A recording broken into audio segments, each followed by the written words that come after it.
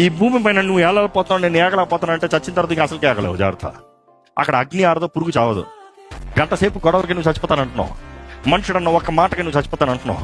అగ్ని ఆరని, పురుగు చావని కంటిన్యూస్ టార్మెంట్లో నువ్వేం చేస్తావు? అది దేవుడు నీ కొరకు చేశాడా? నీ కొరకు చేయలేదు. బైబిల్ క్లియర్గా ఉంది, నీ కొరకు చేయలేదు. అది అపవాది వాడు అనుచరులకి సిద్ధపరిచిన స్థలం అంట.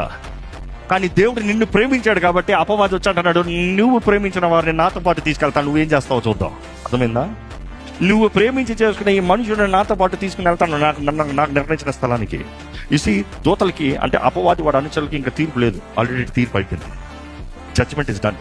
వారు త్రోసివేయబడ్డారు, వారికి తీర్పు అయిపోయింది. ప్రకటన గ్రంథం చదవండి. నేరుగా అగ్నితో మండే గుండంలో వారికి పడవేయబడతారు. టైం సెట్ అయిపోయింది ఆల్రెడీ. కానీ మనకి తీర్పు ఉందంట. తీర్పు ఇంకా అవ్వలేదు కాబట్టి మనకి ఇంకా రక్షించబడటానికి చాయిస్ ఉంది, టైం ఉంది. చాలా మంది అడుగుతారు, సాతాను రక్షించబడటానికి ఛాన్స్ లేదా? జడ్జ్మెంట్ అయిన తర్వాత ఛాన్స్ ఏముంది? వీడికి మరణ శిక్షణ వెయ్యండ్రా అన్న తర్వాత ఇంకా జడ్జ్మెంట్ పాస్ అయిపోయింది.